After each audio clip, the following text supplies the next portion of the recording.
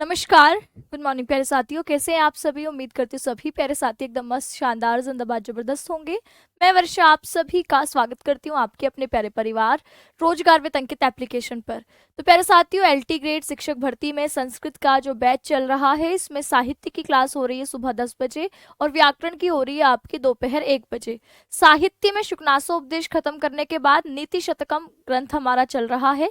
नीति शतकम हमारे इस फ्राइडे तक खत्म हो जाएगा, तो इसके बाद हम फिर नेक्स्ट किरातार्जुनीयम को शुरू करेंगे। तो सभी प्यारे साथियों का स्वागत है। फटाफट से कमेंट सेक्शन में बता दीजिए कौन कौन इस सेशन से जुड़ चुका है। अभी तक अगर हम देखें तो हमने जो आपका नीति शतकम है, इसके कितने श्लोकों को पढ़ लिया है। तो नीति शतक के 70 श्लोक हम कंप्लीट कर चुके हैं। कल की क्लास में हमने 70 श्लोक तक पढ़ लिया था। आज हम इसके 71वें श्लोक से जो है अपना आगे का कार्यक्रम शुरू करेंगे। कोशिश करेंगे 10 श्लोक कम से कम हम एक दिन में पढ़ लें, ताकि हमारे पास मंगल, बुध, वीर और शुक्र 4 दिन है, तो कम से कम 40 श्लोक हमारे खत्म होंगे। तब जाकर फ्राइडे तक हमारा नीति शतकम खत्म हो पाएगा। तो सैटरडे में फिर मैं आप लोगों को नीति शतकम का पार्ट 2 वन शॉट, और संडे में पूरा संधि प्रकरण का आपका वन शॉट, जैसे भी मेरे पास टाइम होगा वो मैं आपको बता दूंगी कि किस तरीके से हम लोग इसका वन शॉट देखने वाले हैं ना। तो सभी आ जाइए फटाफट से। देखिए, ये हमारा 71वां श्लोक है। इसकी पहले तो नीति शतकम के रचयिता कौन है, ठीक है। इसके अलावा इसमें कुल श्लोकों की संख्या कितनी है, इसका मंगलाचरण कौन सा है, फिर आपके इसमें जो पद्धतियां दी हैं उसको क्रम से हमको पढ़ना। तो ये तो आपके सामान्य जानकारी आपको होनी ही चाहिए, और इसके अलावा श्लोकों के अर्थ, ठीक है। क्वेश्चंस कैसे बन रहे हैं वो मैं आपको लगातार हर क्लासेस में दिखाती जा रही हूँ, तो उसी हिसाब से आपको अपनी प्रिपरेशन भी करनी है, तैयारी भी करनी है, ठीक है। चलिए, तो हमारे पास आज का जो श्लोक है वो है अप्रिय वचन दरिद्र ही प्रिय वचनाढ्य ही स्वदार परितुष्ट ही पर परिवाद निवृत्त ही क्वचित क्वचित मंडिता वसुधा। तो क्या कहा है, तो आप कहेंगे अप्रिय वचन दरिद्र ही। सज्जन पद्धति चल रही है हमारी, दुर्जन पद्धति खत्म करके हमने सुजन पद्धति सज्जन पद्धति शुरू करी थी। तो इसमें कहा अप्रिय वचन दरिद्र ही। अप्रिय वचन जो प्रिय नहीं है, मधुर नहीं है, ऐसे वचनों में दरिद्रता। दरिद्रता का मतलब होता है कमी, है ना। तो आपके अप्रिय वचन ना बोलना, या कहो अप्रिय वचन कम बोलने की प्रवृत्ति, है ना। तो कहा अप्रिय वचन जो कठोर लगे, जो कड़वे लगे, है ना, ऐसे जो मधुर ना हो, ऐसे वचनों में दरिद्रता, यानी ऐसे वचन कम हो। यानी जो व्यक्ति कठोर वाणी नहीं बोलता, या कहो कटु वचन नहीं बोलता, उसके विषय में यहाँ बात कही गई है। और प्रिय वचन आढ्य ही। प्रिय वचन यानी मधुर बोलने में, है ना, आपके जो है ऐसे वचन जो मीठे लगे, सुनने में अच्छे लगे, ऐसे वचनों में आढ्य। आढ्य यानी संपन्नता, है ना। धन, आपके आढ्य शब्द का अर्थ होता है संपन्नता।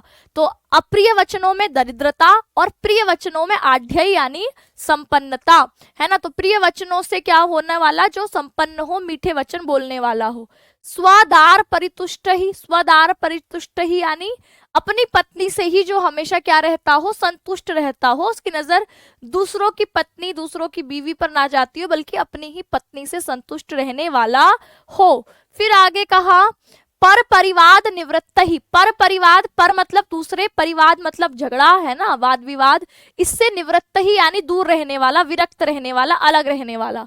तो दूसरों की निंदा में, दूसरों के लड़ाई झगड़े से जो दूर रहे, निंदा से जो दूर रहे। क्वचित क्वचित मंडिता वसुधा। तो क्वचित क्वचित यानी कहीं कहीं पर, वसुधा पृथ्वी, मंडिता सुशोभित होती है ऐसे लोगों से। तो यानी कहीं कहीं पर ही पृथ्वी ऐसे लोगों से सुशोभित होती है जो अप्रिय बोलने पर दरिद्रता रखते हैं, प्रिय वचन बोलने पर धनाढ्य है, संपन्न है, अपनी पत्नी से संतुष्ट है, दूसरों की निंदा से बचकर रहते हैं, निवृत्त रहते हैं। ऐसे लोगों के आपके ऐसे लोगों से जो पृथ्वी है वो क्वचित क्वचित कहीं कहीं पर आपकी मंडिता यानी सुशोभित होती है, कहीं कहीं पर ऐसे सुशोभित होती है। यानी ऐसे पुरुष बहुत कम पाए जाते हैं संसार में जो कि इस तरीके का व्यवहार रखते हैं। सुजन पद्धति हमारी प्यारे साथी चल रही है, ठीक है। तो आपकी ये सुजन पद्धति चल रही है कि पृथ्वी में कहीं कहीं ऐसे दुर्लभ मनुष्य आपके शोभायमान रहते हैं।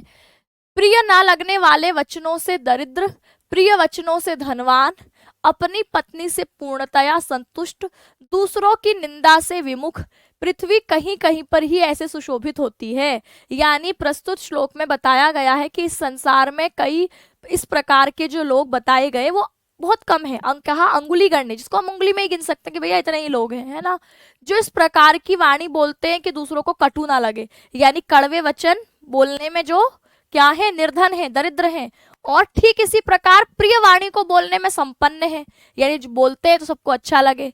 इसी प्रकार ऐसे लोगों की संख्या भी अति अल्प है जो एकमात्र अपनी पत्नी से ही संतुष्ट रहते हैं। साथ ही इस संसार में अधिक लोग नहीं हैं जो दूसरों की निंदा में आनंद का अनुभव नहीं करते, और यदि अत्यल्प है तो ये कम संख्या में तो है ही, तो अत्यल्प होते हुए भी यह लोग वस्तुतः पृथ्वी के एक अलंकार स्वरूप है जो पृथ्वी की शोभा को बढ़ाते हैं, ये यहाँ पर कहा गया है। ठीक है, नोटिफिकेशन लेट आता है भाई, ये तो देखो टेक्निकल चीज है, इसमें तो अब मैं क्या कर सकती हूँ। ठीक है, तो आप लोग 10 बजे की क्लास है तो थोड़ा 10 बजे से एक बार देख लिया करिए कि शुरू हुई है क्लास की नहीं, क्योंकि देरी से ज्वाइन करते हैं लाइव में तो फिर आपकी वो जल्दी खत्म भी हो जाती है, मतलब पूरी क्लास खत्म नहीं होगी और आपके उसमें एंड हो जाएगी। ठीक है, तो ये हमारा श्लोक था। बताइए इसमें कौन सी विभक्ति है, कौन सी विभक्ति वचन है, कौन सी विभक्ति वचन है, कौन सी विभक्ति वचन है, कौन सी विभक्ति वचन है, कौन सी विभक्ति वचन है, बताइए। जो कैसा हो अप्रिय वचन दरिद्र ही, अप्रिय वचन बोलने में दरिद्रता रखता हो, दरिद्रता मतलब गरीबी, कमी, है ना, तो जिसके अप्रिय बहुत ही कम बोलता हो, और प्रिय वचन आढ़्य ही, प्रिय वचन बोलने से जो क्या हो तो आपके संपन्न हो, प्रिय वचनों से जो संपन्न हो, स्वदार परितुष्ट ही, अपनी ही पत्नी से जो संतुष्ट रहने वाला हो, पर परिवाद निवृत्त ही, दूसरों के निंदा से दूर रहने वाला हो, और क्वचित क्वचित मंडिता वसुधा, कुछ कुछ अलंकृत होती है यह वसुधा, यानी कुछ बहुत ही कम ऐसे लोग हैं जिनसे यह पृथ्वी अलंकृत होती है। देखने पे क्लास शो नहीं होती, चलो ठीक है, आज मैं एक बार टेक्निकल टीम को ये समस्या बता दूंगी, हो सकता है समस्या का समाधान निकल ही आए। ठीक है, हाँ, तृतीया विभक्ति बहुवचन कहेंगे। ठीक है, क्या कहेंगे, तृतीया विभक्ति बहुवचन, अहि पद यहाँ पर जुड़ा हुआ है। व्याकरणिक टिप्पणी की बात करें तो लिखा अप्रिय, अप्रिय वचना, है ना, तो अप्रिय मतलब जो ना प्रिय इति अप्रिय, जो प्रिय ही ना हो उसको अप्रिय कहते हैं। तो अप्रिय पदे नए तत्पुरुष समास, नहीं के अर्थ में अप्रिय वचन ही, दरिद्राह, अप्रिय वचन दरिद्राह, जो आपके अप्रिय वचनों में जो दरिद्रता है उसको यहाँ पर अप्रिय वचनों से दरिद्रता इस तरीके से दिखाया है। परितुष्ट में परि उपसर्ग है, तुष धातु से क्ता प्रत्यय कर दिया है, तो परितुष्ट तृतीय विभक्ति का रूप परितुष्ट ही। परिवाद शब्द देखे तो परि उपसर्ग है, वद धातु से घय प्रत्यय करके परिवादः। निवृत्त शब्द में नि उपसर्ग है, वृत धातु से क्ता प्रत्यय किया है। मंडिता शब्द देखे तो मंड से क्ता प्रत्यय और यहाँ पर टाप प्रत्यय लगाकर स्त्रीलिंग का मंडिता बना दिया है। स्वदार ही परितुष्टा, स्वदार परितुष्ट, अपनी ही पत्नी के द्वारा जो परितुष्ट हो तो उसको स्वदार परितुष्ट कहा है, और ये आपके इसके व्याकरणिक टिप्पणी की बात कही। ठीक है, चलिए अब आगे बढ़ते हैं। अगला श्लोक देखिए क्या कहता है।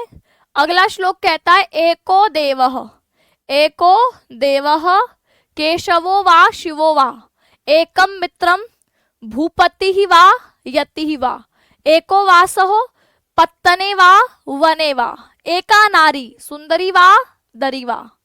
अब प्रस्तुत श्लोक में क्या कहा, एको देवः, एक ही है, एक ही क्या हो, देवता, देवः यानी देवता, या तो केशव, केशव यानी आप कहो कृष्ण विष्णु, है ना, एक ही देव हो, या हो शिव, तो एक ही देवता में आस्था हो, चाहे वो आपकी विष्णु के प्रति हो चाहे वो शिव की प्रति हो। ये बोला है कि एक के प्रति निष्ठावान रहने वाला हो, ये नहीं कि इधर भी उधर भी उधर भी उधर भी, है ना, तो ये आपके हर चीज में भक्ति भी हो तो एक देवता में हो। कहा एको देवः, एक ही देवता में आस्था हो, वो चाहे आपके केशव हो, विष्णु हो या आपके शिव हो।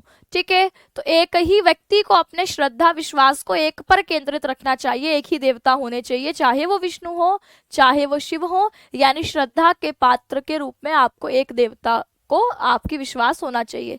एकम मित्रम, मित्र भी एक ही होना चाहिए, ये नहीं कि 1000 हैं, है ना, तो 1000 फिर मित्र नहीं होते, मित्र है तो एक ही होगा, है ना, क्योंकि मित्र आपके दुर्लभ ही होते हैं, बाकी तो भीड़ होती है। तो यही कहा कि एकम मित्रम, एक ही मित्र हो, चाहे भूपति चाहे वो राजा हो, वा यति सन्यासी हो, एक ही मित्र हो, चाहे वो राजा से मित्रता हो आपकी या सन्यासी से हो, तो आपका एकम मित्र, एक ही मित्र, एक ही सच्चा साथी। भूपति वा, भूपति यानी राजा, आपकी जो है समृद्धि से, सामर्थ्य से भरा हुआ। यति वा, सन्यासी, त्यागी, विद्वान। तो आपके एक ही मित्र होना चाहिए, चाहे राजा हो या सन्यासी। कहने का मतलब है कि व्यक्ति को मित्रता स्थायी और गहन रखनी चाहिए। बहुत अधिक मित्रता में स्थिरता नहीं रहती, यानी बहुत लोगों से जब आपकी मित्रता होती है तो उसमें एक स्थिरता नहीं रहती। आगे लिखा एको वासः, एको वासो यानी एक ही निवास स्थान। पत्तने वा, या तो नगर में, या वने वा, वन में। तो आपका रहने का स्थान भी ये नहीं कि समय समय पर बदला जा रहा है, का एक ही स्थान पर निवास होना चाहिए, चाहे आप वो नगर में रह रहे हो चाहे वन में रह रहे हो। बार बार स्थान बदलना उचित नहीं है। स्थिर निवास से ही व्यक्ति का विकास संभव होता है, ये यहाँ पर इसका तात्पर्य है। एका नारी, एक ही नारी में आस्था, एक ही नारी से प्रेम, चाहे वो सुंदरी वा दरी वा, सुंदर हो या कुरूप हो, मतलब देखने में बहुत आपकी प्रभावशाली ना हो, तब भी उसी नारी में आपकी आस्था, विश्वास, प्रेम होना चाहिए। तो एका नारी, एक ही नारी, कहो एक ही पत्नी, सुंदरी वा, सुंदर हो, दरी वा, कुरूप हो, है ना। तो कुछ यहाँ पर टीकाकार इसको गुफा भी मानते हैं, पर यहाँ अर्थ कुरूपा ही उचित है। एक ही नारी होनी चाहिए, चाहे सुंदर हो या कुरूप। तो व्यक्ति को एक ही स्त्री से प्रेम करना चाहिए, एकाधिक स्त्रियों से संबंध उचित नहीं है। ठीक है, चलिए आगे लिखा है एक ही देवता हो, केशव हो या शिव हो, एक ही मित्र हो, चाहे वो भूपति हो यानी राजा हो या यति यानी सन्यासी हो, एक ही निवास हो, चाहे वो पत्तने नगर में हो या वने वन में हो, एका नारी, एक ही नारी हो, चाहे वो सुंदरी हो चाहे वो कुरूपा हो। तो यानी यहाँ पर इस प्रस्तुत श्लोक में भर्तृहरि कहते हैं व्यक्ति के लिए स्थिर चित्त होना आवश्यक है। इसी का कथन करते हुए कवि कहते हैं कि व्यक्ति को एक ही देवता में ध्यान लगाना चाहिए, चाहे शिव हो या विष्णु। इसी प्रकार व्यक्ति को एक ही व्यक्ति से मित्रता करनी चाहिए, चाहे वो ऐश्वर्य संपन्न व्यक्ति से करे अथवा सन्यासी से, किंतु वह मित्रता स्थायी होनी चाहिए। ठीक इसी प्रकार व्यक्ति को एक स्थान पर रहने का निश्चय करना चाहिए, वह निवास चाहे नगर में हो या वन में। एक ही नारी से व्यक्ति को प्रेम करना चाहिए, चाहे वो सुंदर हो अथवा कुरूप हो। एकाधिक स्त्रियों से संपर्क उचित नहीं है, ये प्रस्तुत श्लोक में बताया गया है कि एको देव केशवो वा शिवो वा एकम मित्रम भूपति ही वा यति ही वा एको वासः पत्तने वा वने वा एका नारी सुंदरी वा दरी वा। विसर्ग संधि ही दिखाई देती है हमें यहाँ पर।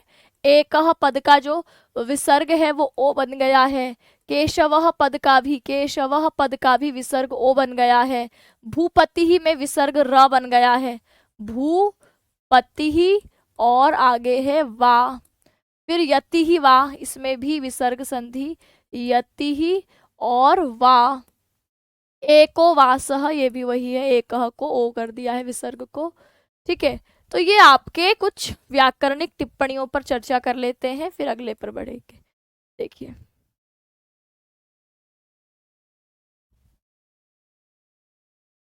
अच्छा, इसकी व्याकरणिक टिप्पणी कुछ खास होगी नहीं, इसलिए यहाँ पर डाल नहीं रखी है ना।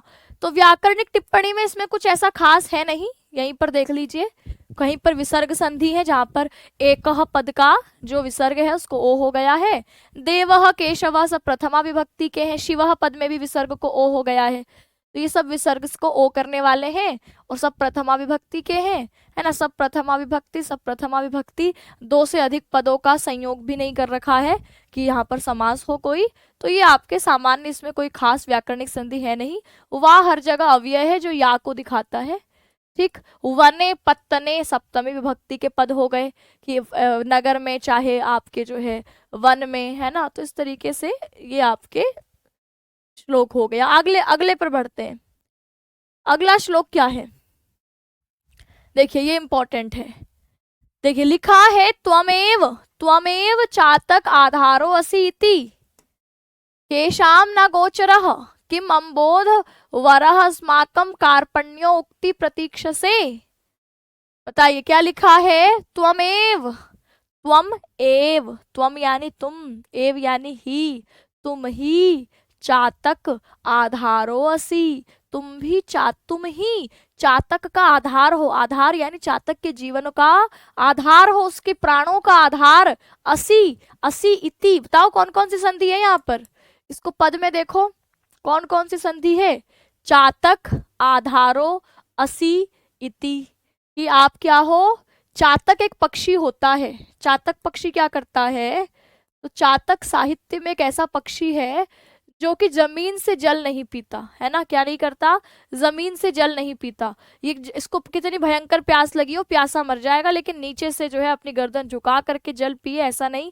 ये आपके जब बारिश होती है तो उस बारिश में मुंह खोल करके जो बूंद इसके मुख में पड़ती है उसी को पीता है, उसी को जो है आपके उसी का इंतजार करता रहता है, आसमान की तरफ गर्दन उठा के देखता रहता है। तो ये चातक पक्षी की खासियत है। तो यहाँ पर कहा गया है एको, सॉरी, त्वमेव, तुम ही चातक आधारो असी इति, तुम ही चातक का जीवन आधार असी हो, है ना। असी रूप कौन से अच्छा रूप याद है आपको? असी कौन से लकार, कौन से पुरुष, कौन से वचन का है? अभी धातु रूप नहीं पढ़े ना हमने। धातु रूप भी पढ़ने हैं अभी, ठीक है। चलिए बताइए, गुण संधि कह रहे हैं आप? गुण संधि कैसे कह रहे हैं भाई? चातक आधारः असी इति, ये पद है। चातक आधार असी इति। चातक में अ है, आ में, आधार में अ है, अ और आ हो गया है, तो ये बन गया है चातकाधार। चातकाधार, है ना। अब धारह में जो विसर्ग था, विसर्ग से पहले अ है, विसर्ग के बाद अ है। ऐसे में विसर्ग को ओ और इस अ की जगह अवग्रह, विसर्ग संधि हो गई, इसको ओ हो गया और इस अ की जगह अवग्रह, ठीक है। अब असी में देखेंगे तो ये छोटी ई दोनों मिलकर बड़ी ई हो जाते हैं, तो बड़ी ई हो जाते हैं तो दीर्घ संधि। अब क्या कहेंगे? यहाँ पर दीर्घ संधि, यहाँ पर विसर्ग संधि और यहाँ पर दीर्घ संधि। कि तुम ही चातकः आधारः अस्ति, कि चातक पक्षी के जीवन का आधार हो। किसको कहा गया? ये बादल को कह रहे हैं, है ना। बादल को कहा है कि तुम ही क्या हो? उसके जीवन का आधार हो। तो तुम ही चातक के जीवन का आधार हो।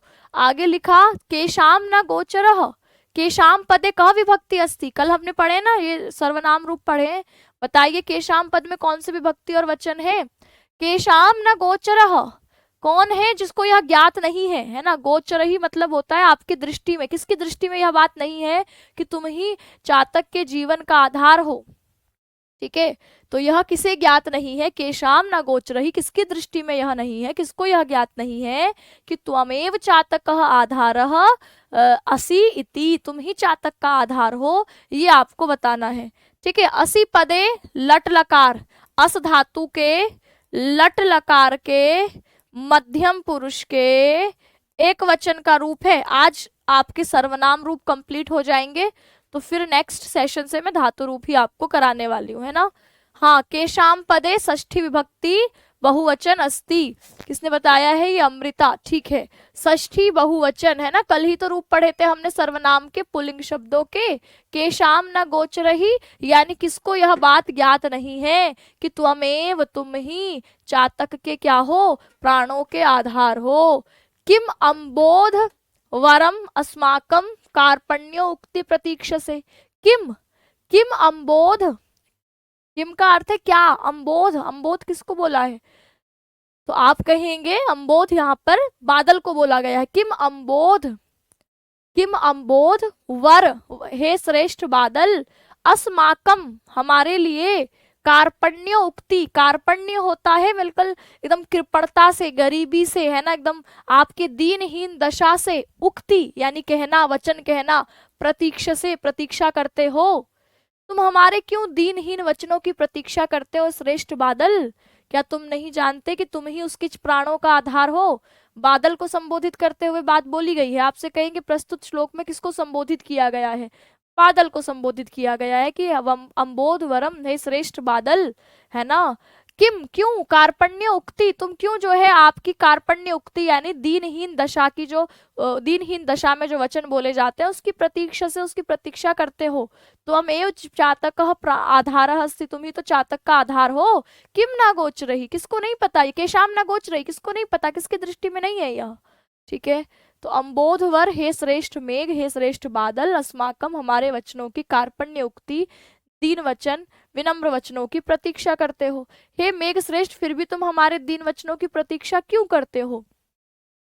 तो यहाँ पर पूरे श्लोक में क्या कहा कि हे श्रेष्ठ मेघ, तुम ही चातक के आधार हो, यह किसको ज्ञात नहीं है, फिर भी हमारे दीन वचनों की तुम प्रतीक्षा क्यों करते हो।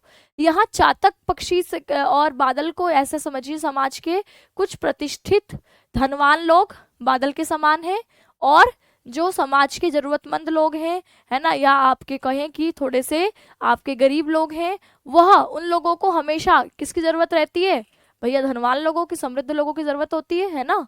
तो अब यहाँ पर अब गरीब आदमी हमेशा धनवान के आगे गिड़गिड़ाए कि भैया हमें नौकरी दे दो, कि भैया हमको पैसा दे दो, कि भैया हमको जो है ये आता है तो हमें काम पर रख लो, इसके लिए हमेशा गिड़गिड़ाए क्यों। धनवान को नहीं पता कि उसके जीवन का आधार वही है। जैसे चातक पक्षी के गिड़गिड़ाने का बादल क्यों इंतजार करता है, क्या उसे नहीं पता कि वह उसी की प्रतीक्षा में है, उसके जीवन का आधार बादल के से बरसने वाला जल ही है। तो ये प्रस्तुत श्लोक में समझाया गया है। बादल को संबोधित करते हुए कवि कहते हैं, श्रेष्ठ बादल, तुम जो जल प्रदान करने वाले हो, उसी को तो पीकर चातक अपना जीवन धारण करता है, तुम ही वस्तुतः उसके जीवन के आधार हो। तब यह जानते हुए तुम स्वयं उसे उसकी आवश्यकता को समझते हुए तथा अपने महत्व को स्वीकार करते हुए उसके उपयोग के योग्य जल प्रदान क्यों नहीं करते। तुम यह प्रतीक्षा क्यों करते हो कि पहले यह मेरे सामने अत्यंत दीनहीन होकर याचना करे, तभी मैं इसे जल की कुछ बूंदे दूं। वस्तुतः तुम्हारा बड़प्पन तो इसी में है ना कि तुम इसकी आवश्यकता एवं अपनी उदारता प्रदर्शित करते हुए स्वयं ही इसको जल प्रदान करो। तो यहाँ बादल धनवान व्यक्ति के प्रतीक के रूप में और चातक निर्धन के प्रतीक के रूप में इस प्रस्तुत अंश में दिखाया गया है।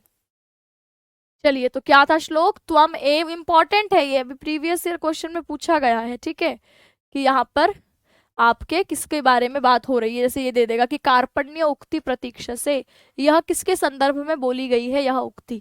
तो आप कहोगे चातक, कि चातक दीनहीन होकर गिड़गिड़ाए, यह तुम बादल क्यों इंतजार करते हो। तो त्वम एव चातकः आधारो असि इति केशाम न गोचरः किम अम्बोध वरा वर अस्माकम, जिसमें कौन सी संधि है बताओ, किम अम्बोध वर अस्माकम, वर मतलब होता है श्रेष्ठ, कि वर अम्बोध श्रेष्ठ बादल, अस्माकम हमारे लिए, है ना, हमारी कार्पण्य उक्ति, इसमें कौन सी संधि है बताइए, कौन सी संधि है, हमारी करुणापूर्ण दीनहीन वचनों की प्रतीक्षा से प्रतीक्षा करते हो। देखो इसमें भी आपके ये जो है लट लकार मध्यम पुरुष एक वचन का ही रूप है, लेकिन यह आत्मनेपदी में है। कैसे है, आत्मनेपदी में।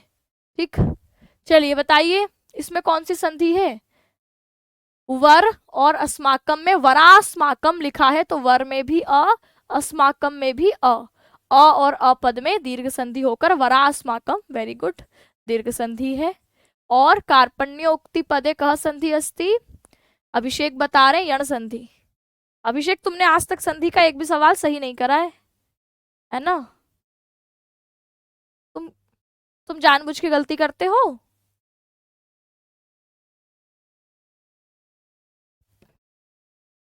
बताइए बाकी लोग क्या बता रहे हैं। आज तो अमृता भी गलत बता रही है भाई, अमृता क्या हो गया भाई।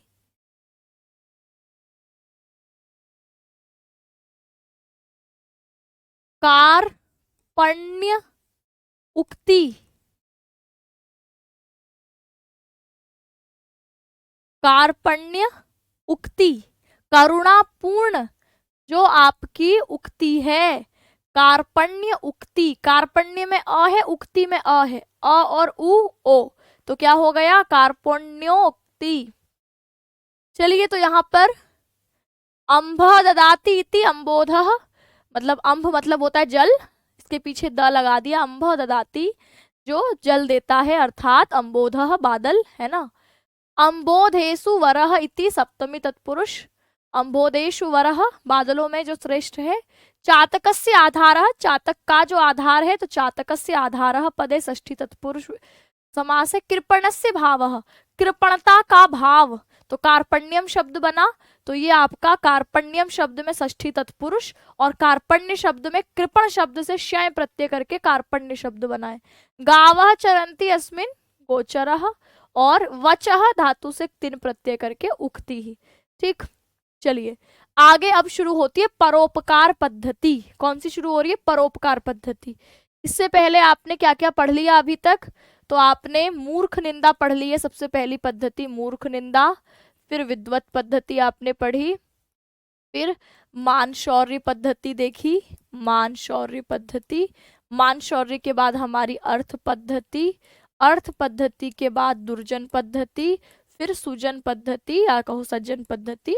तो ये 1 2 3 4 5 6 पद्धतियां डन हो चुकी हैं। अब हमारे पास केवल 4 पद्धति रहती है। जैसे अभी हम परोपकार शुरू कर रहे हैं ना, तो ये परोपकार हो गया, फिर धैर्य हो गया, फिर देवत प्रशंसा, फिर कर्म, ये 4 पद्धतियां। ठीक है, तो ये आप लोगों की हम फ्राइडे तक निपटा लेंगे। नीति शतकम को भी मंडे से हमारा नया ग्रंथ शुरू होगा, जो कि है कौन सा? किरातार्जुनीयम को शुरू करते है ना। चलिए, तो अब हमारे पास परोपकार पद्धति है। देखिए इसमें क्या लिखा हुआ है कि भवन्ति नम्राः तरवः फलोद्गमैः नव अम्बुभिः भूमिः विलंबिनो घनाः अनुद्धत्ता सत्पुरुषा समृद्धिः स्वभाव एवेश परोपकारणम। ठीक है, चलिए तो देखते हैं यहाँ पर। पहले लिखा है भवन्ति, ठीक है, भवन्ति नम्राः, नम्राः यानी विनम्र, ठीक है, भवन्ति यानी होते हैं, विनम्र होते हैं, तरवः, तरवः यानी पेड़ वृक्ष, नम्र होते हैं कब? फलोद्गमहि, जब उसमें फल आता है तो और ज्यादा विनम्र हो जाते हैं। विनम्र होने का मतलब झुक जाते हैं। विनम्रता का द्योतक क्या है? झुकना, कि आप विनम्र होंगे तो आप झुके हुए रहेंगे या ना कि तने हुए।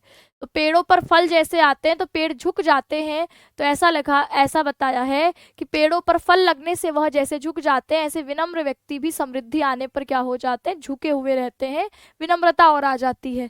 तो भवन्ति नम्राः, झुके हुए विनम्र हो जाते हैं। तरवः, तरवः पदे कह विभक्ति कह वचनः, तरवः पद में बताइए कौन सी विभक्ति और कौन सा वचन है।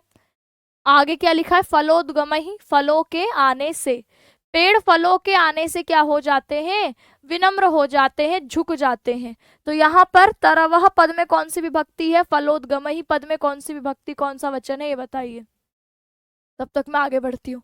नव अम्बुभिः, नव मतलब नए, अम्बुभिः यानी जल से, भूमि विलंबितः, भूमि विलंबितः यानी पृथ्वी पर छाए हुए, पृथ्वी की ओर झुकने वाले, घनाः यानी बादल, तो आपके नए जल से भरे हुए, पृथ्वी पर झुके हुए आपके जो है नए बादल जो हैं, तो नए जल से भरे बादल क्या है? पृथ्वी की ओर जैसे झुक जाते हैं। ठीक है, संध्या ने भी सही जवाब दिया है। ठीक, पहला दिन है, कुछ समझ नहीं आ रहा है भाई, पहला दिन है तो थोड़ा सा समय लीजिए, है ना। ठीक है, और क्या कह रहे हैं आप कि तरवः प्रथमा विभक्ति बहुवचन का पद हो गया, प्रथमा विभक्ति बहुवचन का पद है कि भवन्ति हो जाते हैं, नम्राः झुके हुए विनम्र, तरवः वृक्ष, तो वृक्ष झुके हुए लगते हैं जब उसमें फलोद्गमहि, फलों का आगमन होता है, फल लग जाते हैं तो पेड़ और झुक जाते हैं। जब नए बादल होते हैं, उसमें नया पानी भरता है, बादलों में नया जल भरने से वह पृथ्वी पर और झुक जाते हैं, तो यह भी उसकी विनम्रता को दिखाता है। प्रथमा विभक्ति बहुवचन का पद है, जैसे गुरु का गुरवः, साधु का साधवः, विष्णु का विष्णवः, तो तरु का तरवः। और फलोद्गमहि पदे तृतीया विभक्ति बहुवचन, जैसे रामहि बालकहि, तो ऐसे ही फलोद्गमहि, फलों के उत्पन्न होने से नम्राः नम्र हो जाते हैं, तरवः पेड़, भवन्ति है ना, भवन्ति में आपके लट लकार बहुवचन का रूप है ही। चलिए ठीक है, आगे लिखा कि नए नव अम्बुभिः पदे कह संधि अस्ति, इसमें संधि बताइए कौन सी है। ठीक है, भूमि विलंबिताः घनाः, घनाः यानी बादलों को कहा है, भूमि पर विलंबित, पृथ्वी पर विलंबित, छाए हुए, झुके हुए, नव अंबुभिः जले, नए बादल के द्वारा। इसमें विभक्ति कौन सी है और संधि कौन सी है, दोनों बातें बताइए। इसमें विभक्ति कौन सी है, संधि कौन सी है।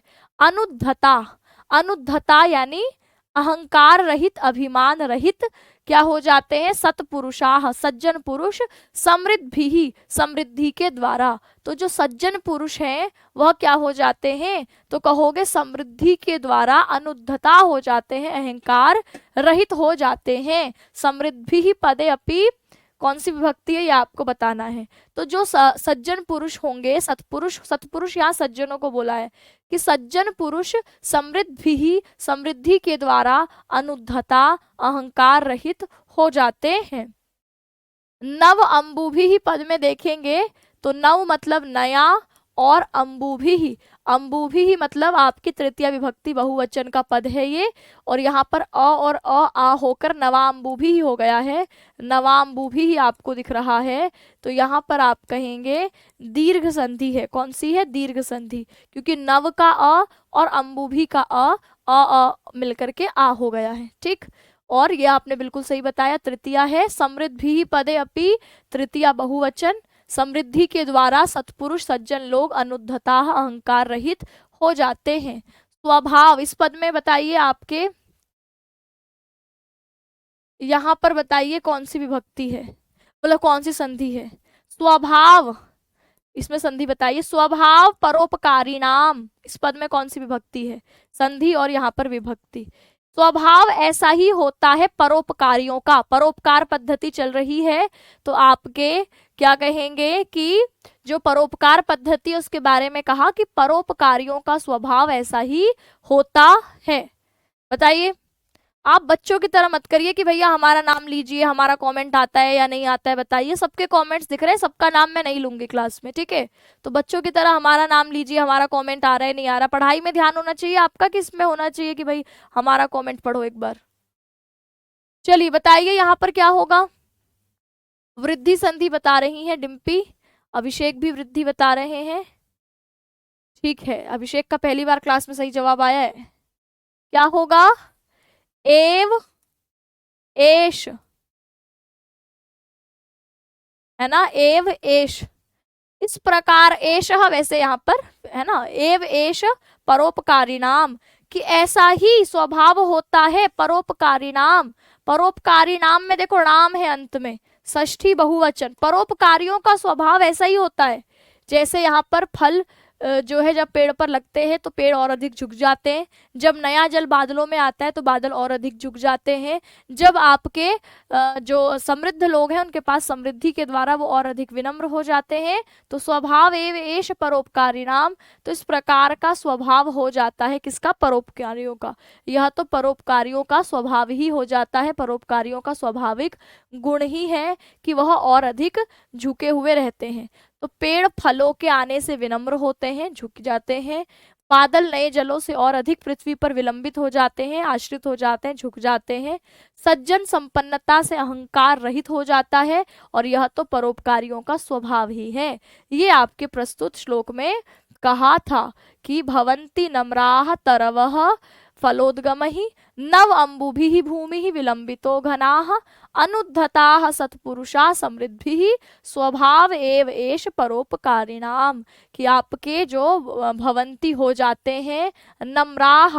अब इधर देखो, नम्राः पद में जो विसर्ग है इसको स हो गया है, नम्राः तरवः विसर्ग संधि है ना। फल उद्गमहि पदे कह संधि अस्ति, फलोद्गमहि पदे, तो कहोगे फल और उद्गमहि, फल और उद्गमहि पदे कह संधि अस्ति, फल में अ इसमें उ, क्या हो गया है, फलोद्गमहि। बताओ कौन सी संधि है, फलोद्गमहि, तो कहोगे फलोद्गमहि पदे गुण संधि अस्ति, अ और उ, ओ हो गया है गुण संधि। ठीक है, यहाँ पर विलंबितः पद में भी विसर्ग ओ हो गया है, ये विलंबितः पद है, विसर्ग को ओ हो गया है। नव अंबुभिः पद में आप देखेंगे कि यहाँ पर अंबुभिः पद में अंबुभिः, ठीक है, नव तो था ही, इसके पहले नव तो है ही, अंबुभी का विसर्ग जो है आगे र में बदल गया है, भू के ऊपर जो आपको दिख रहा है। अनुद्धताः सत्पुरुषाः समृद्धिः स्वभाव एवेश परोपकारिणाम। ठीक है, चलिए, तो इस प्रकार का स्वभाव होता है अनुद्धत, अभिमान रहित परोपकारियों का। तो परोपकारी लोगों का स्वभाव ये है कि समृद्धि आने पर अपेक्षाकृत और अधिक विनम्र हो जाते हैं। इसी संबंध में कवि वृक्ष, बादलों और सज्जनों का उदाहरण देते हुए कहते हैं कि वृक्षों पर फल आने से वे नम्रता पूर्वक मानो जैसे झुक जाते हैं। इसी प्रकार वर्षा ऋतु में नए नए जलों से भरे हुए बादल पृथ्वी की ओर उसे सिंचित करने के लिए मानो विनम्र होकर पृथ्वी की ओर निकट आ जाते हैं, छा जाती है पृथ्वी बादलों से।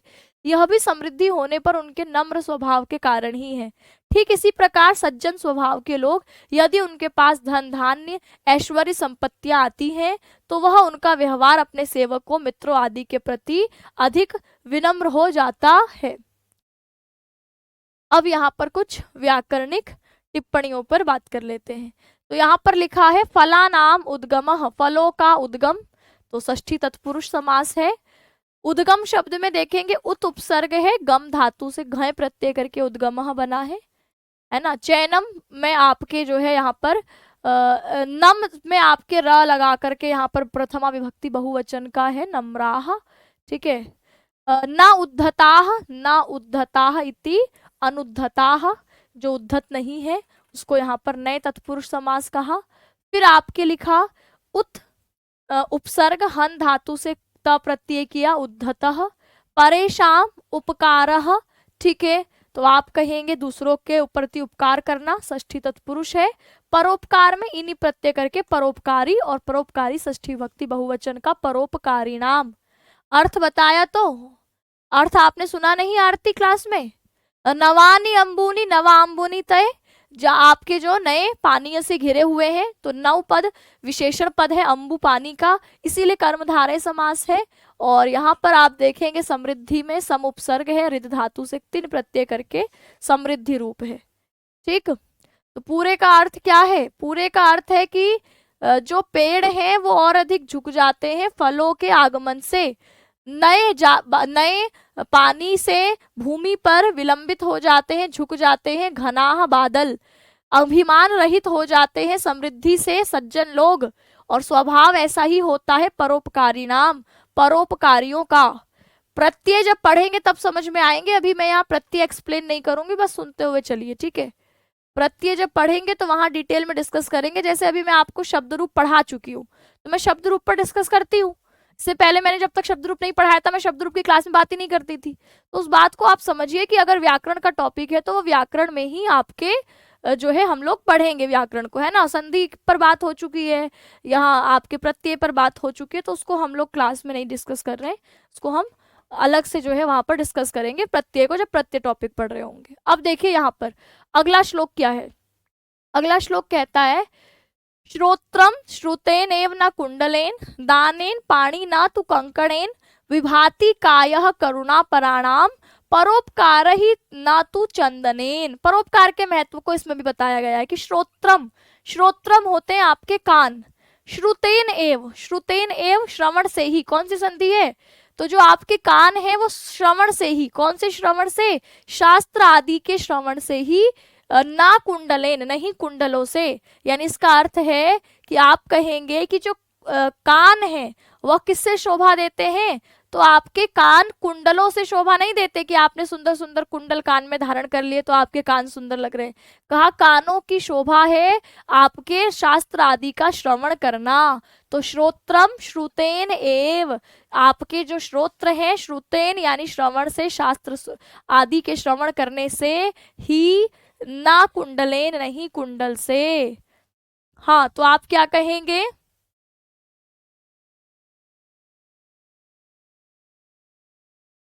तो श्लोक में अर्थ बताया, तो आप सुन नहीं रहे क्या? श्लोक में भी अर्थ बताया है, व्याख्या में भी बताया है, और कैसे बताऊं?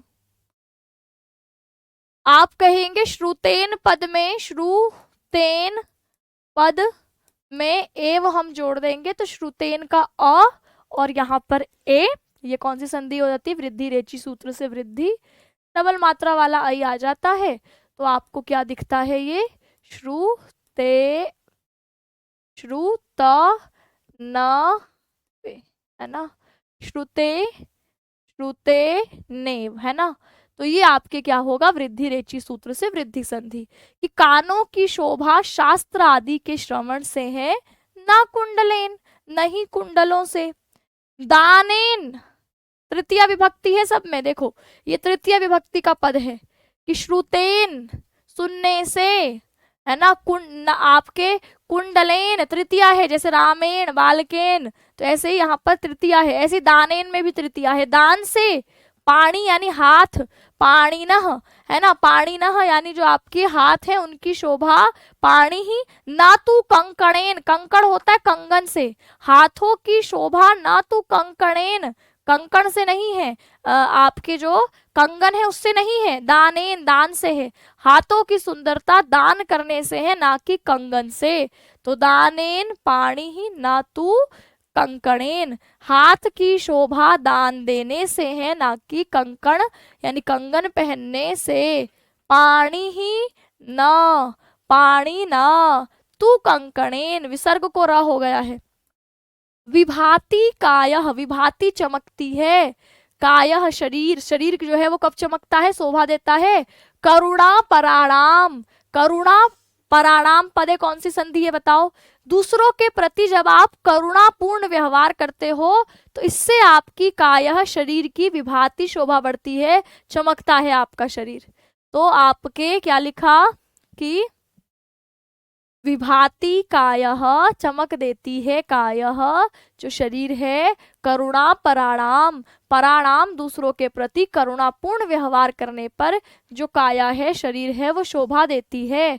परोपकार ही ना तू चंदनेन, परोपकार से शोभा देती है, ना तू चंदनेन, शरीर पर चंदन आदि का लेप घिसने से शोभा नहीं बढ़ती शरीर की, शरीर की शोभा बढ़ती है दूसरों के प्रति करुणापूर्ण और आपके दयालुपूर्ण और परोपकार वाला व्यवहार करने से होता है।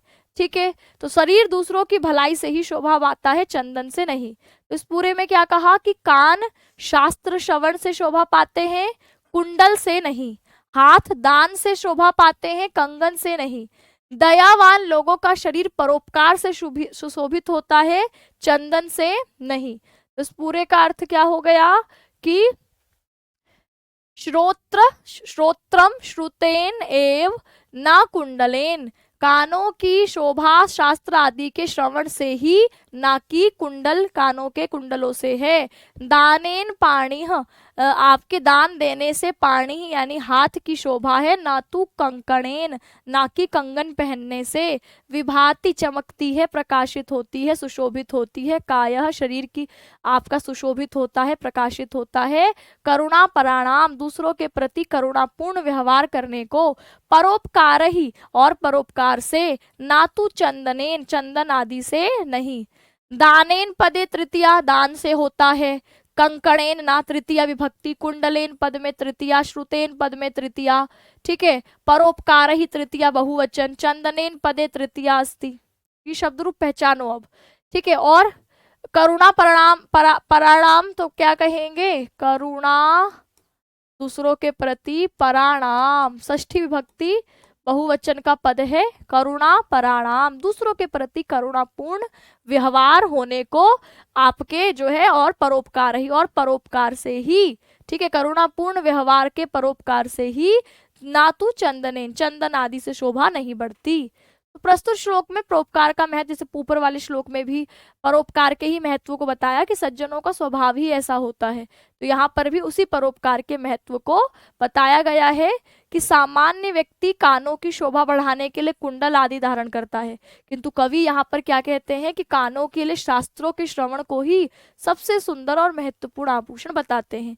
इसी प्रकार मनुष्य के हाथों की सुंदरता की वृद्धि के लिए सोने चांदी के कंगन धारण करना उचित नहीं है, बल्कि कवि कहते हैं कि हमें अपने हाथों की सुंदरता को बढ़ाने के लिए अधिक से अधिक दान देना चाहिए, हाथों की शोभा दान देने से है। फिर कवि कहते हैं कि लोग अपने शरीर को सुंदरता बढ़ाने के लिए चंदन का लेप करते हैं ना, शरीर दमकेगा, पर सुगंधित चंदन आदि के लेप करने से शरीर की शोभा सुंदरता नहीं बढ़ती, अपितु शरीर की सुंदरता परोपकार पूर्ण कार्य करने से होती है। व्यक्ति को अपने शरीर से सदैव परोपकार पूर्ण कार्य करने चाहिए, ये आपकी परोपकार पद्धति कहती है। अब व्याकरणिक टिप्पणी देखते हैं, फिर आगे बढ़ेंगे। तो यहाँ पर श्रु हमारी धातु है, इससे श्रण प्रत्यय करके श्रोत्रम शब्द बना है। करुणा परा में करुणा और परा दूसरों के प्रति करुणा के भाव को बताया गया है, तो ये आपके षष्ठी तत्पुरुष है। उपसर्ग है, भा धातु, तिप लट लकार प्रथम पुरुष एक वचन का रूप है, विभाति। श्रुतेन एव पदे वृद्धि संधि अस्ति। पाणी ही न में विसर्ग है, परोपकार ही न में भी विसर्ग है, विसर्ग को आपके यहाँ पर भी आपके र हो गया है। और कौन सा शब्द है, परोपकार ही। परोपकार ही में पर उपसर्ग उप उपसर्ग क्री धातु से घय प्रत्यय करके कारह बना, और पर और उपसर्ग जोड़ दिया तो परोपकार हो गया। पर उपकार गुण संधि भी हो गई परोपकार में, पर धन उपकार है ना, तो आप कह सकते हैं गुण संधि भी है इसमें। तो ये आपके कुछ व्याकरणिक टिप्पणी से जुड़ा हुआ अंश था। अब देखिए आगे क्या लिखा है, पद्माकरम दिन करो विकची करोति, चंद्रो विकासयति कैरव चक्रवालम, नाभ्यर्थतो जलधरो अपि जलम ददाति, संतः स्वयं परहितेषु कृताभियोगाः। ठीक है, चलिए तो बताइए यहाँ पर आगे बढ़ते हैं, पहले श्लोक पर चर्चा कर लेते हैं, फिर सवाल पूछेंगे। ठीक है, सवाल दे देती हूँ, जब तक आप लोगों के जवाब यहाँ पर दिखने लग जाए। कौन सी संधि है यहाँ पर, संधि विच्छेद और संधि बताना है। ठीक है, संधि बतानी है, संधि बतानी है। ठीक है, विभक्ति बतानी है, विभक्ति बतानी है। चलिए ठीक है, अब एक एक करके शुरू करते हैं। पद्माकरम, पद्माकरम क्या होता है, आपका कमल का समूह। ठीक है, पद्म यानी कमल, आकरम यानी पूरा कमल का जो समूह है, कमल वन भी कह सकते हैं। दिन करो, दिनकर किसको कहते हैं, सूर्य को। तो आप कहेंगे कि आपका जो पद्माकर है, कमल का समूह है, दिनकर, सूर्य क्या करता है, उसको विकची करोति खिला देता है। सूर्य के उदित होने से कमलों का समूह खिल उठता है। यह बात प्रस्तुत लाइन में कही गई है कि पद्माकरम पद्मों के समूह को, कमलों के समूह को, दिनकरः जो दिन करता है सूर्य है, विकची करोति, विकची करोति खिला देता है ना, या आप कहो प्रफुल्लित कर देता है। सूर्य के प्रकाश से ये कमल एकदम मानो जैसे खुश हो जाते हैं, खिल जाते हैं। ठीक है, तो आपके सूर्य क्या करता है, कमल वन को प्रकाशित कर देता है, खिला देता है। चंद्रो और चंद्रमा क्या करता है, विकासयति विकास करता है, विकसित करता है। किसको कहा, कैरवचन कैरव चक्रवालम, कैरव चक्रवालम यानी जो कुमुद के पेड़ होते हैं, चंद्रमा की किरणों से जो कुमुदवती होती है, कुमुद का जो फूल होता है वो खिल उठता है। तो मानो चंद्रमा विकासयति विकास कर देता है आपके कुमुद के समूहों का। तो चंद्रमा विकासयति खिला देता है, विकसित कर देता है। कैरम चक्रवलम कुमुदों के चक्र को, कुमुदों के समूह को, तो ये आपके कुमुदों के समूह को चंद्रमा कर देता है। ना भी अर्थयो हो, तो ना भी अर्थयो हो यानी नहीं मांगा गया, जलधरो अपि नहीं मांगा हुआ, जलधर से, हम जलधर से मांग नहीं रहे तब भी जलम ददाती, तब भी जलधर जलम ददाती, ना मांगे जाते हुए भी जलधर यानी बादल, जलधर बोलते हैं बादल को, जलम ददाती बादल जल देता है। तो बादल बिना मांगे भी जल दे देता है। संतः सज्जन, स्वयं खुद ही, परहितेषु दूसरों के हितों में, कृत अभियोगाः प्रयत्न करते हैं, खुद को जोड़ते हैं, है ना, खुद ही आगे बढ़कर दूसरों का हित का काम करते हैं।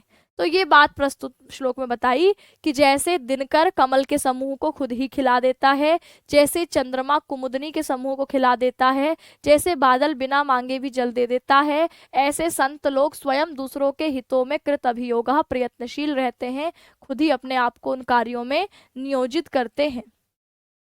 अब कुछ सवाल आप लोगों से पूछे थे, मैं आंसर बताती हूँ, अपना खुद ही मैच कर लो, हमने सही किया गलत किया। ठीक है, ना भी अर्थयो अर्थितो, तो ना अभी अर्थितो, अर्थी तह है वैसे ये है ना, आपके आप देखेंगे कि अर्थी तह, ये विसर्ग को ओ हो गया है। ठीक, फिर जलधरः अपि, जलधर कहते हैं बादल को, इसके साथ अपि शब्द को जोड़ा गया है, जलधरः अपि।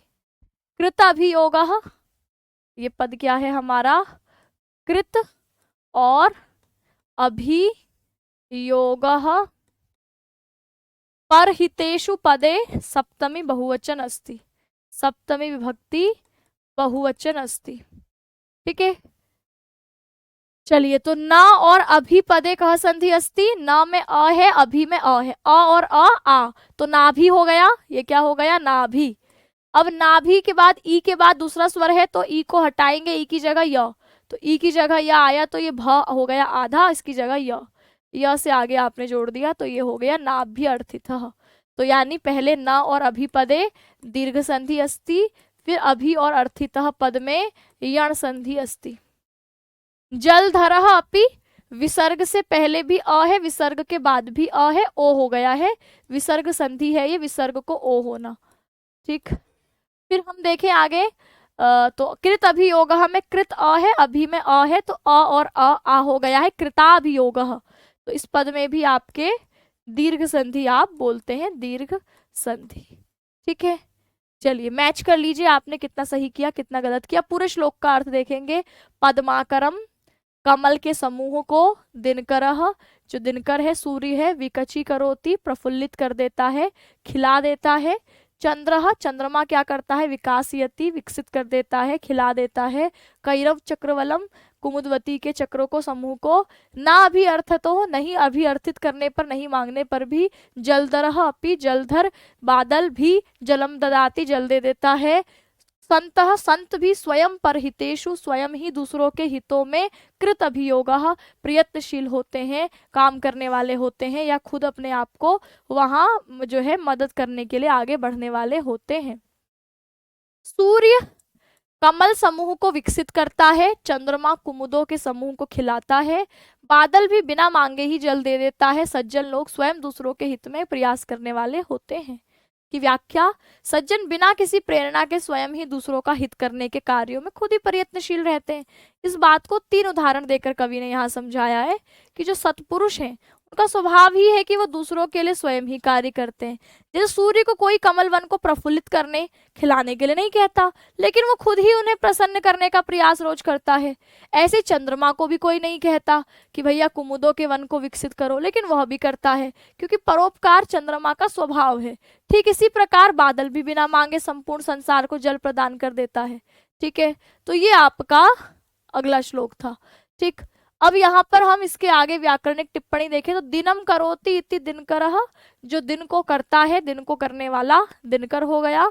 पद्मा नाम आकरम, पद्मों का, कमलों का जो आकरम समूह है, षष्ठी तत्पुरुष। कैरवाणाम चक्रवलाम, कैरवाणाम यानी कैरव यानी जो आपके कुमुदवती का चक्र समूह है, तो यहाँ पर भी षष्ठी तत्पुरुष है।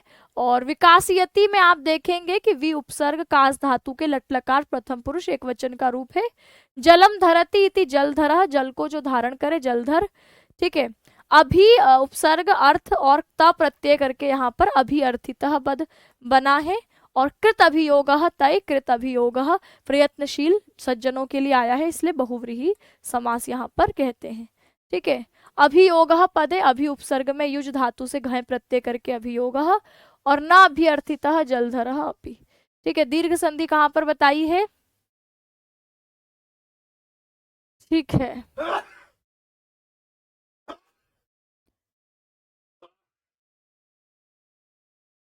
चलिए देखिए अगला श्लोक क्या है आपका, कि एके सत्पुरुषाः परार्थ घटकाः स्वार्थ परित्यज्य ये सामान्यस्तु परार्थम उद्यम भृतः स्वार्थ विरोधेन ते अमी मानुष राक्षसाः परहितम स्वार्थाय निघनन्ति ये निघनन्ति निरर्थकम परहितम ते केना जानीमहे। तो कहा एके यानी कुछ लोग ही, सत्पुरुषाः जो सज्जन हैं, परार्थ घटकाः, परार्थ घटकाः ने दूसरे के लिए जो होता है, परार्थ घटकाः दूसरों के प्रयोजन को सिद्ध करने के लिए, स्वार्थ परित्यज्य अपने स्वार्थ को त्याग करते हैं, जो अपने स्वार्थ को त्यागते हैं, जो दूसरों के प्रयोजन को सिद्ध करने के लिए, ऐसे कुछ ही सज्जन होते हैं। यह बात आपके कही गई है। ठीक है, तो क्या कहा, एक एक कुछ लोग ही सत्पुरुषाः, ऐसे सज्जन लोग होते हैं जो परार्थ घटकाः, दूसरों के प्रयोजन को सिद्ध करने के लिए स्वार्थम परित्यज, स्वार्थ का परित्याग कर देते हैं जो। तो ऐसे कुछ ही सज्जन लोग हैं जो क्या करते हैं, स्वार्थ का त्याग कर देते हैं, अपने अपने स्वार्थ का त्याग कर देते हैं दूसरों के प्रयोजन को सिद्ध करने के लिए। तो कुछ सज्जन ही ऐसे होते हैं जो अपना स्वार्थ त्याग कर केवल दूसरों के ही कार्य को पूर्ण करने वाले होते हैं। आगे लिखा है सामान्यस्तु, सामान्य लोग तो वे हैं, एसी बंद कर दो भैया।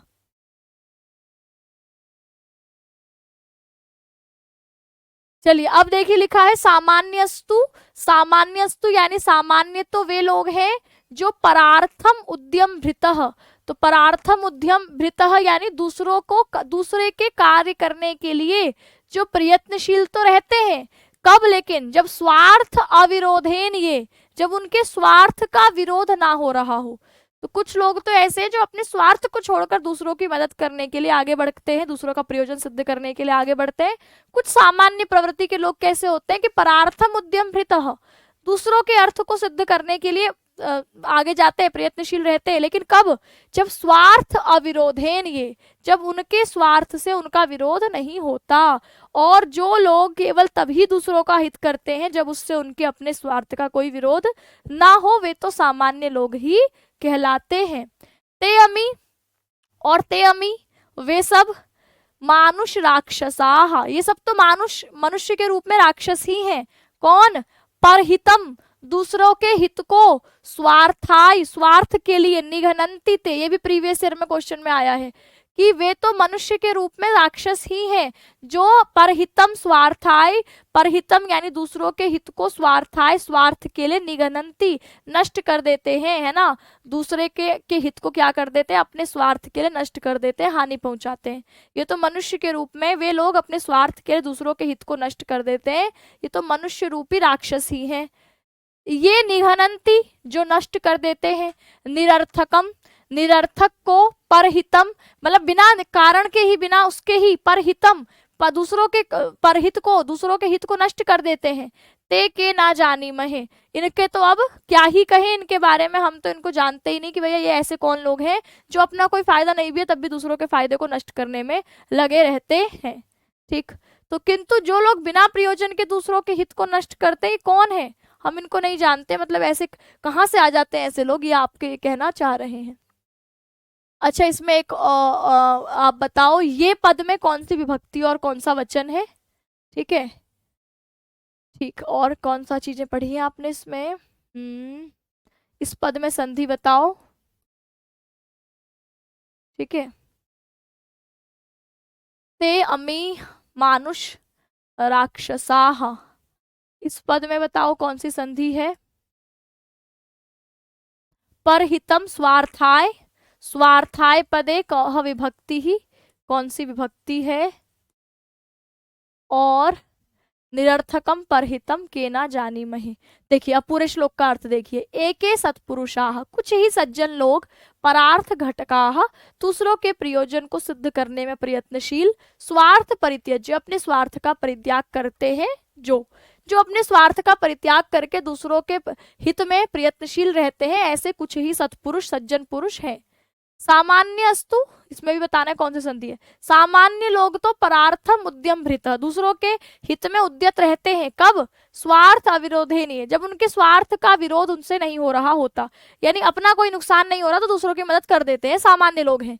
ते अमी मानुष राक्षसाः, और वे तो मनुष्य रूप में राक्षस ही हैं जो दूसरों के हित में, स्वार्थ निघनन्ति, जो दूसरों के हित को नष्ट कर देते, स्वार्थाय अपने स्वार्थ के लिए। और ये निघनन्ति निरर्थकम, जो बिना ही कारण से, परहितम निघनन्ति, दूसरों के हित को नष्ट कर देते हैं। ते के ना जानी महे, इनके बारे में तो हम क्या ही कहें, कौन ही इनको जाने। ठीक है, ये पद में कहोगे, कल ही हमने जो आपके यत सर्वनाम का रूप देखा था, तो जैसे सहतौते, तो यह यौ ये, तो ये प्रथमा विभक्ति बहुवचन, कल ही हमने इसके शब्द रूप 6 बजे की क्लास में शाम को देखे थे, तो ये प्रथमा बहुवचन है ना। तो जो लोग छोड़कर अपने स्वार्थ को दूसरों के आपके प्रयोजन को सिद्ध करने के लिए खुद को, स्वार्थ को त्याग दे, वो तो सत्पुरुष ही हैं।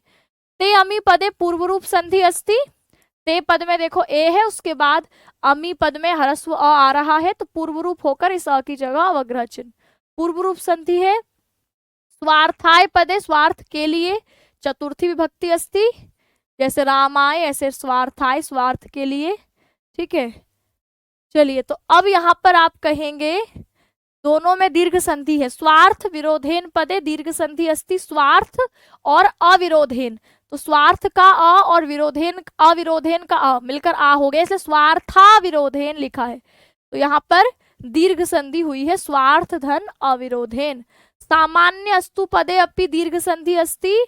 सामान्य, सामान्य अस्तु, सामान्य ही है, सामान्य धन अस्तु, सामान्य में अ, अस्तु में अ और अ क्या हो गया है आ, सामान्यास्तु लिख दिया यहाँ पर। इसका अर्थ है कि एक तो सज्जन है, यानी कुछ ऐसे सज्जन है जो स्वार्थ को छोड़कर दूसरों के प्रयोजन को सिद्ध करने वाले हैं। जो स्वार्थ के साथ न विरोध होने पर दूसरों के लिए परिश्रम करने हैं तो सामान्य है। जो स्वार्थ के लिए दूसरों के हित को हनन करते हैं वो मनुष्य रूपी राक्षस है। और जो निरर्थक ही परहित का हनन करते हैं वो तो है ही कौन, हम जानते ही नहीं। तो सज्जन लोग स्वार्थ का परित्याग करके दूसरों के लिए निरंतर प्रयासरत रहते हैं। उनकी प्रत्येक क्रिया परोपकार के लिए होती है, स्वार्थ के लिए नहीं। इसके अतिरिक्त कुछ लोग अपना कोई नुकसान ना हो अथवा अपना कार्य भी हो जाए तो उस स्थिति में दूसरों के हित साधन करने के लिए तत्पर रहते हैं। इस प्रकार के लोगों को कवि ने सामान्य कहा है, क्योंकि उनकी दृष्टि में स्वार्थ प्रमुख रहता है और संसार में ऐसे लोगों की संख्या सामान्य लोगों की अधिक होती है।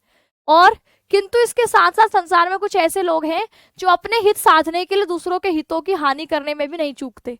ऐसे लोगों को कवि मनुष्य रूपी राक्षस कहते हैं, अर्थात केवल स्वार्थमयी वृत्ति वाले लोग मनुष्यों के रूप में राक्षस ही हैं।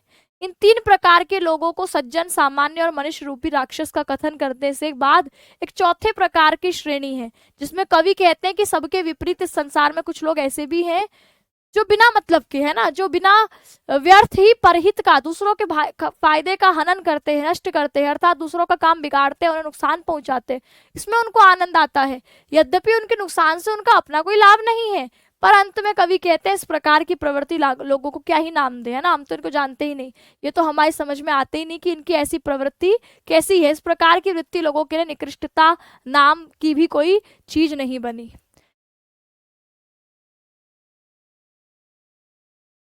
महे पद जो है ये धातु रूप है, उत्तम पुरुष बहुवचन आत्मनेपदी का, है ना।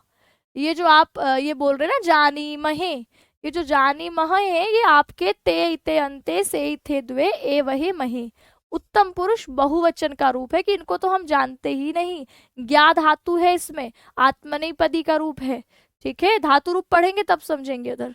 चलिए तो अब व्याकरणिक टिप्पणी देखें तो परित्यज्य शब्द में परि उपसर्ग से त्यज धातु और ल्यप प्रत्यय करके परित्यज्य रूप बना है। ये आपके कैसा है, आपके जो है परित्याग करके अर्थ है इसका। और घट धातु से डुवुल प्रत्यय करके घटकः शब्द बना है। और स्वार्थस्य अविरोध, स्वार्थ से जिसका विरोध ना हो उसको तेन स्वार्थ विरोधेन, है ना। उद्यम विभ्रति इति उद्यम भृतः, उद्यम करने में जो आपके आगे आए। ठीक है, उद्यम शब्द में भ्री धातु से त प्रत्यय करके भृतः शब्द बना है। नी उपसर्ग है हन धातु से, लटलकार बहुवचन का रूप है निघनंती। हन धातु का घनंती रूप तो हमने देखा ही था, इसमें नी उपसर्ग और लगा दिया है। मानुषेषु राक्षस, मनुष्य रूप में जो राक्षस है। उत धातु से, उत उपसर्ग से यम धातु करी है, अप्रत्यय से उद्यम रूप बन गया है। निर्गतः अर्थ यस्मात्, जा चुका है जिससे अर्थ है ना, निरर्थकम बिना अर्थ के। सामान्य तु, सामान्य तु, तो यहाँ पर सामान्य तु, अच्छा सामान्य अस्तु नहीं है, ये सामान्य अस्तु नहीं है, एक बार देखने दीजिए, एक सेकेंड। हमने जो इसको सामान्य अस्तु करा है ना, तो ये सामान्य अस्तु नहीं है बल्कि यह तो सामान्य तु है। ओके, सामान्याः, सामान्याः बहुवचन का पद है सामान्याः, और इसके बाद है तु। तो इसमें क्या हुआ है, सामान्य पद में जो विसर्ग था इसको विसर्जनीय सह सूत्र से, जब सामने वर्ग का पहला और दूसरा वर्ण होता है तो इसको स हो जाता है। तो ये सामान्य अस्तु ऐसा नहीं, सामान्य तु, कि सामान्य लोग तो ऐसे हैं जो परार्थम उद्यम भृता, जो दूसरों के हित में आपके प्रयत्नशील रहते हैं। ठीक है, तो इसको करेक्ट कर लेंगे। इसके बाद हमारे पास स्वार्थ और अविरोधेन पद में दीर्घ संधि आपने बताई ही, और न विरोधेन अविरोधेन पद में नहीं विरोध हो जिससे, तो आपके नए तत्पुरुष समास। अब आ जाते हैं हमारे 78वें श्लोक में। लिखा है पापात निवारयति योजयते हिताय गुह्यम च निगुहति गुणान प्रकटीकरोति आपतगतम च न जहाति ददाति काले सत्मित्रम लक्षणम इदम प्रवदन्ति संतः। अब ये अच्छे मित्र के लक्षण बताए हैं। अब देखो अच्छा तुम्हारा जो मित्र है उस पर ये लक्षण घट रहे हैं कि नहीं घट रहे हैं। ठीक है, तो क्या कहेंगे कि पापात निवार्यति, आपको पाप से दूर करता है ना। तो पापात और निवार्यति पद में अनुनासिक संधि है। व्यंजन संधि पढ़ोगे तो वहां ये आएगी अनुनासिक संधि, जिसमें पापात के इस त पद को क्या हो गया है, त थ द ध न आदेश होकर पापान निवार्यति, पापों से जो आपको रोकता है, दूर करता है, हटाता है। तो सच्चा मित्र कौन है, जो आपको पापान निवार्यति, पापों से दूर कर देता है। योजयते हिताय, योजयते योजित करता है, जोड़ता है, लगाता है, किसमें, हिताय, हित के कार्यों में, कल्याण के कार्यों में लगाता है। तो मित्र क्या करेगा, आपको भलाई के कार्यों में, हित के कार्यों में योजयति लगाता है। गुह्यम च निगुह्यति, तो कहा गुह्यम यानी जो गुप्त बात है, रहस्य बात है, उसको भी निगुह्यति छुपाता है, प्रकट नहीं करता। ऐसी आपके कोई जो है आपने किसी को नहीं बताया, उसको बताया अपने दोस्त को, आपका रहस्य को रहस्य ही रखने वाला है। तो गुह्यम च निगुह्यति, गुह्यतम बात को, रहस्यतम बात को रहस्य ही बनाकर रखता है, यानी किसी को बताता नहीं है, किसी से शेयर नहीं करता। गुणान प्रकटी करोति, आपके गुणों को प्रकट करता है सबके सामने, आपकी तारीफ करता है ना, कि सबके सामने आपके गुण प्रकट हो, ऐसी बातें करता है। और आपदगतम च न जहाति, आपदगतम, आपदा प्राप्त हो जाने पर, संकट प्राप्त हो जाने पर, न जहाति नहीं छोड़ता, संकट में आपका साथ नहीं छोड़ता है ना। तो अपने संकटग्रस्त मित्र को देखकर आपका साथ नहीं छोड़ता। ददाति काले, समय आने पर आपको मदद देता है किसी भी तरीके से, है ना। तो आपके ददाति देता है काले, समय पर, यानी आवश्यकता पड़ने पर जो आपकी मदद भी करता है, सहायता भी देता है। सतमित्रम, सतमित्रम में यहाँ पर सतमित्रम था, देखो ये सन्मित्रम है लिखा है ना, तो ये भी देखो अनुनासिक का ही है, सतमित्रम, अच्छे मित्र के लक्षणम इदम, लक्षण है यह, प्रवदन्ति संताः, जो सज्जनों के द्वारा बताए गए हैं। तो यह आपके सज्जन पुरुष कहते हैं कि यह एक अच्छे मित्र के लक्षण है। तो श्रेष्ठ मित्र आपको पाप से रोकता है, हित में लगाता है, गोपनीय बातों को छुपाता है, गुणों को आपके प्रकट करता है, आपत्ति में पड़ने पर आपका साथ नहीं छोड़ता, और समय पड़ने पर साथ देता है। सज्जन लोग अच्छे मित्र के यही लक्षण यहाँ पर करते हैं, यह बताया गया है। तो इस संसार में श्रेष्ठ मित्र का अत्यंत महत्व है, किंतु किंतु उसे पहचानने के लोग प्रायः भूल कर जाते हैं। कहा, इसीलिए यहाँ कवि ने श्रेष्ठ मित्र का लक्षण क्या बताया है कि अच्छा मित्र अपने मित्र को पापपूर्ण कार्य, गलत कार्य करने से रोकेगा, जो उसके हित में हो ऐसे कार्यों के प्रति सदैव प्रेरित करेगा, हितकारक कार्यों में लगाएगा। मित्र की जो बातें छुपाने योग्य होती है उनको कहीं नहीं छुपा कहेगा, यानी उसको छुपा के ही रखेगा। इसके विपरीत अपने मित्रों के गुणों को, अच्छी अच्छी बातों को सार्वजनिक रूप से बताएगा। मित्र की आपत्ति पड़ने पर उसका साथ नहीं छोड़ेगा, अपितु उस समय उसका पूरा पूरा साथ देता है। कठिन परिस्थितियों में यदि मित्र को आर्थिक सहयोग की आवश्यकता होती तो पीछे नहीं हटता, अपितु पूरा पूरा सहयोग करता है। तो सज्जनों ने श्रेष्ठ मित्रों के लक्षण बताए हैं। है कोई ऐसा आपके जीवन में जो इस तरीके से आपका मित्र हो, है ना। तो देख लो भैया लक्षण घटा के। अब देखते हैं यहाँ पर कुछ व्याकरणिक टिप्पणियों की बात करते हैं। तो पापान निवार्यति पद में तो नासिक संधि अभी पढ़ी नहीं है। हिताय पद में कौन सी विभक्ति है बताइए। गुणान पद में कौन सी विभक्ति है, ठीक है। काले पद में कौन सी विभक्ति है, चलिए विभक्ति ही बताइए इसमें कि इन पदों में जो मैंने आपसे पूछी है इसमें कौन कौन सी विभक्ति है, ये आपको बताना है।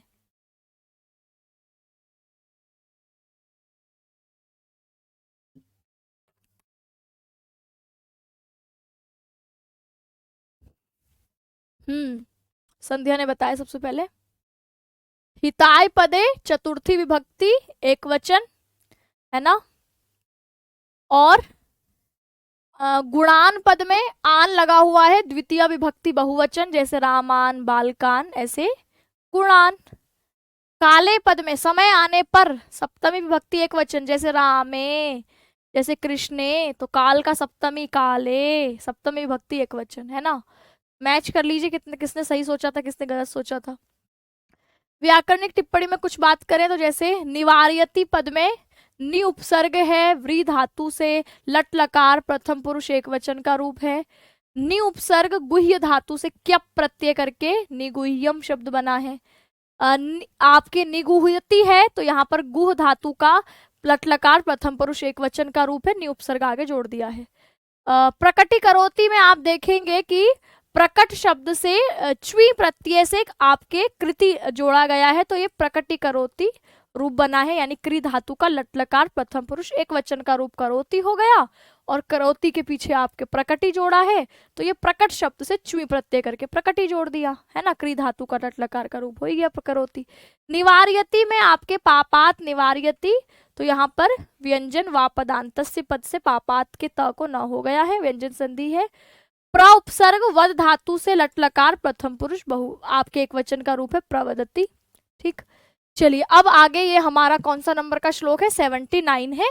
80 श्लोक हम आज की क्लास में कंप्लीट कर लेंगे, तो 10-10 श्लोक का टारगेट है हमारा कि 10-12 श्लोक हम एक दिन में कम से कम पढ़े, फिर क्वेश्चंस कर लेते हैं ना। देखिए तो क्या लिखा है, क्षीरेण आत्मगतो उदकाय ही गुणा दत्ता पुरा ते अखिलाः क्षीरे तापम अवेक्ष तेन पयसा स्वात्मा कृशानव हुतः गंतुम पावकम उन्मस्त तद्भवत दृष्टवा तु मित्रापदम युक्तम तेन जलेन शाम्यति सताम मैत्री पुनः त्वा ईदृशी। अब यहाँ पर बताइए कि इस पद में विच्छेद करना है और विभक्ति बतानी है, संधि और विभक्ति दोनों इस पद में बताइए। इसमें आपके संधि बताइए कौन सी है, इसमें आपको संधि बतानी है कौन सी है, ठीक है। और गंतुम पावक उन्मत्त तद्भवत दृष्टवा मित्रापदम युक्तम तेन जलेन शाम्यति सताम पुनः स्तु दृश्य। चलिए आप सोचिए जब तक मैं आगे बढ़ती हूँ। क्षीरेण, क्षीरेण यानी क्षीर कहते हैं दूध को, क्षीरेण पद में तृतीय विभक्ति है, तो क्या हो गया आपके दूध के द्वारा, दूध द्वारा, क्षीरेण यानी दूध के द्वारा, आत्मगतो उदगाय, आत्मगतो उदगाय यानी अपने में जो आत्मगतो जो इसमें मिला हुआ है क्या, उदक पानी, तो आपके इसमें मिले हुए पानी में ही निश्चय ही गुणाह दत्ताह गुण दे दिए जाते हैं, अखिलाह संपूर्ण, संपूर्ण गुण ही दे दिए जाते हैं। दूध में पानी मिलाने पर अपने आपके जो दूध है वो पानी को अपने सारे गुण दे देता है, मतलब आप अंतर नहीं कर पाते कि कौन सा पानी है कौन सा दूध है। तो पानी में दूध मिलाने पर, दूध में पानी मिलाने पर दूध अपने संपूर्ण गुणों को जो है पानी को सौंप देता है। यह बात कही गई है कि दूध द्वारा अपने में मिले हुए पानी को निश्चय ही गुण दे दिए जाते हैं, अखिलाह संपूर्ण। पहले दूध ने अपने मिले हुए पानी को अपने सब गुण दे दिए हैं।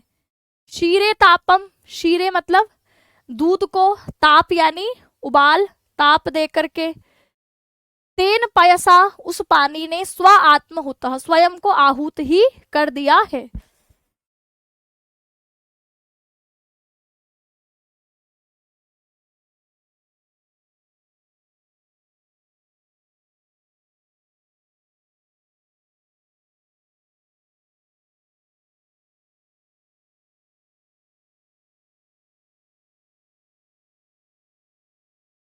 थोड़ा सा ना मुझे बीपी लो सा लग रहा है, ठीक है, वो करते हैं इसको। क्षीरे तापम, क्षीरे यानी दूध में, तापम यानी ताप देकर, यानी उसको जब आप उबालते हैं तो उसको तेन पयसा, तो उससे क्या होता है जो पानी है वह स्व आत्म होता है, अपने आप को आहूत कर देता है, कृशानव अग्नि में।